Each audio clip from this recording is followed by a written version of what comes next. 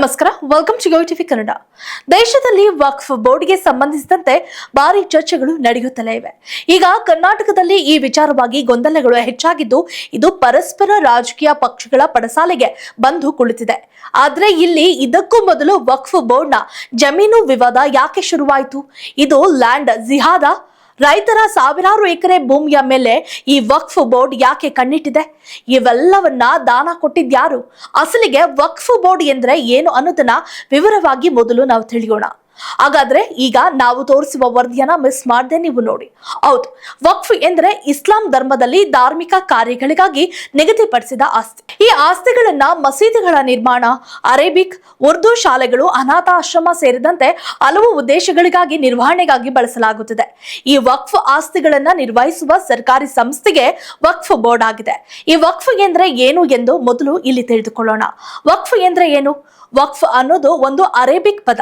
ವಕ್ಫ್ ಅಂದ್ರೆ ದೇವರ ಹೆಸರಿನಲ್ಲಿ ಸಮರ್ಪಿತವಾದ ವಸ್ತು ಅಂತಾರೆ. ಲೋಕೋಪಕಾರಕ್ಕಾಗಿ ನೀಡಿದ ಹಣ ಅಥವಾ ವಸ್ತು ಅನ್ನೋ ಅರ್ಥ ಬರುತ್ತೆ.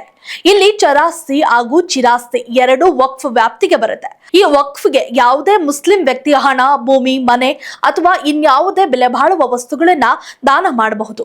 ಈ ಆಸ್ತಿಗಳನ್ನ ನಿರ್ವಹಿಸೋಕೆ ಸ್ಥಳೀಯ ಮಟ್ಟದಿಂದ ರಾಷ್ಟ್ರೀಯ ಮಟ್ಟದವರೆಗೆ ವಕ್ಫ್ ಸಂಸ್ಥೆಗಳಿವೆ. ಇಸ್ಲಾಂನ ತಜ್ಞರ ಪ್ರಕಾರ ವಕ್ಫ್ ಮಂಡಳಿಗೆ ದಾನ ಮಾಡಿದ ಆಸ್ತಿಯ ಉದ್ದೇಶ ಬಡವರಿಗೆ ಮತ್ತು ನಿರ್ಗತಿಕರಿಗೆ ಸಹಾಯ ಮಾಡೋದು. ಬಡವರ ಶಿಕ್ಷಣ, ಶಾಲೆ, ಮಸೀದಿಗಳ ನಿರ್ಮಾಣ, ಮಸೀದಿಗಳ ನಿರ್ವಹಣೆ ಮತ್ತು ಇತರೆ ಮುಸ್ಲಿಂ ಧಾರ್ಮಿಕ ದತ್ತಿ ಕಾರ್ಯಗಳಿಗೆ ವ್ಯವಸ್ಥೆ ಮಾಡುವ ಉದ್ದೇಶ ಹೊಂದಿರಲಾಗುತ್ತೆ. ಭಾರತದ ವಕ್ಫ್ ಆಸ್ತಿ ನಿರ್ವಹಣಾ ಸಂಸ್ಥೆಯ ಪ್ರಕಾರ ದೇಶದಲ್ಲಿ ಒಟ್ಟು 30 ವಕ್ಫ್ ಮಂಡಳಿಗಳಿವೆ. ಆದ್ರೆ ಬಹುತೇಕ ಕೇಂದ್ರ ಕಚೇರಿಗಳು ದೆಹಲಿಯಲ್ಲಿವೆ. ಕೇಂದ್ರ ಸರ್ಕಾರದ ಸೆಂಟ್ರಲ್ ವಕ್ಫ್ ಕೌನ್ಸಿಲ್ ಈ ವಕ್ಫ್ ಮಂಡಳಿಗಳೊಂದಿಗೆ ಸಮನ್ವಯದಿಂದ ಕೆಲಸ ಮಾಡುತ್ತದೆ. ಇನ್ನು ವಕ್ಫ್ ಹುಟ್ಟಿಕೊಂಡಿದ್ದು ಹೇಗೆ ಎಂದಾದ್ರೆ, ವಕ್ಫ್ ಎನ್ನುವುದು ಇತ್ತೀಚೆಗೆ ಶುರು ಆಗಿದ್ದೇನಲ್ಲ. 1400 ವರ್ಷಗಳ ಹಿಂದೆನೆ ವಕ್ಫ್ ಅನ್ನೋ ವ್ಯವಸ್ಥೆ ಇತ್ತು ಅನ್ನೋದು ವಾದ ಇದೆ. ಶ್ರೀಮಂತರು ಈ ಹಿಂದಿನ ರಾಜರುಗಳು ತಮಗೆ ಸೇರಿದ ಭೂ ಪ್ರದೇಶವನ್ನ ವಕ್ಫ್ಗೆ ದಾನ ಮಾಡ್ತಿದ್ರಂತೆ. ಭಾರತದ ಇತಿಹಾಸದಲ್ಲಿ ಈ ಬಗ್ಗೆ ನೋಡುವುದಾದ್ರೆ, ಭಾರತದಲ್ಲಿ 1206ರಲ್ಲಿ ಮುಸ್ಲಿಂ ಆಳ್ವಿಕೆ ಶುರುವಾಯಿತು. ಮಹಮ್ಮದ್ ಗಜ್ನಿ, ಮಹಮ್ಮದ್ ಗೋರಿ ದಾಳಿ ಬಳಿಕ ಭಾರತಕ್ಕೆ ಬಂದ ಕುತುಬ್ ಉದ್ದೀನ್ ಐಬಕ್ ದೆಹಲಿಯಲ್ಲಿ ಮುಸ್ಲಿಂ ಆಳ್ವಿಕೆ ಶುರು ಮಾಡಿದ್ರು. ದೆಹಲಿಯಲ್ಲಿ ಸುಲ್ತಾನರ ಆಳ್ವಿಕೆ ಶುರುವಾಯಿತು. ಇದಾದ್ಮೇಲೆ ದೇಶವನ್ನ ಮೊಘಲರು, ಖಿಲ್ಜಿ, ತುಘಲಕ್ ಸಂತತಿಯವರು ಭಾರತವನ್ನ ಆಳಿದ್ರು. ದಕ್ಷಿಣ ಭಾರತದಲ್ಲಿ ಗುಲ್ಬರ್ಗಾದಲ್ಲಿ ಬಹಮನಿ ಸಾಮ್ರಾಜ್ಯ ಇತ್ತು. ವಿಜಯಪುರದಲ್ಲಿ ಆದಿಲ್ ಶಾಹಿಗಳು, ಹೈದರಾಬಾದ್ನಲ್ಲಿ ನಿಜಾಮರು, ಮೈಸೂರಿನಲ್ಲಿ ಹೈದರ್ ಅಲಿ, ಟಿಪ್ಪು ಸುಲ್ತಾನ್ ಆಳ್ವಿಕೆ ನಡೆಸಿದ್ರು. ಹೀಗೆ 106 ವರ್ಷಗಳ ಹಿಂದೆ ಭಾರತದ ನೆಲವನ್ನ ಆಕ್ರಮಿಸಿಕೊಂಡು ಮುಸ್ಲಿಂ ರಾಜರು ಆಳ್ವಿಕೆಯನ್ನ ನಡೆಸಿದ್ರು.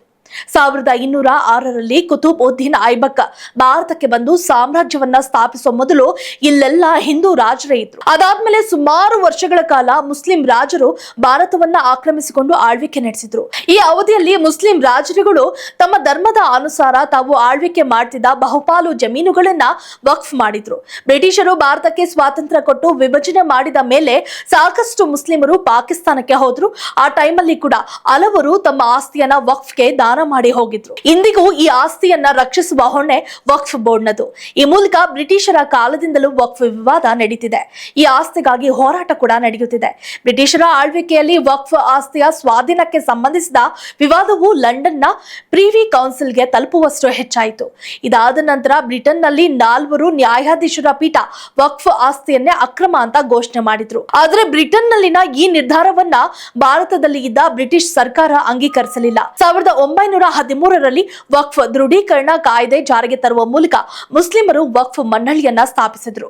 ಬ್ರಿಟಿಷರ ಕಾಲದಲ್ಲೇ ವಕ್ಫ್ ಮಾಡಲಾದ ಸ್ವತ್ತನ್ನ ಉಳಿಸೋಕೆ ವಕ್ಫ್ ಬೋರ್ಡ್, ವಕ್ಫ್ ಕಾಯ್ದೆಗಳು ಜಾರಿಗೆ ಬಂದವು ಎನ್ನಬಹುದು. ಇನ್ನು ಈ ಎಲ್ಲಾ ವಿಚಾರವನ್ನ ಗಮನಿಸಿದ ಮೇಲೆ ವಕ್ಫ್ ಬೋರ್ಡ್ಗೆ ಮೂಗುದಾರ ಹಾಕೋಕೆ ಕೇಂದ್ರ ಸರ್ಕಾರ ಹೊಸ ಕಾಯ್ದೆ ಜಾರಿಗೆ ತರ್ತಿದೆ.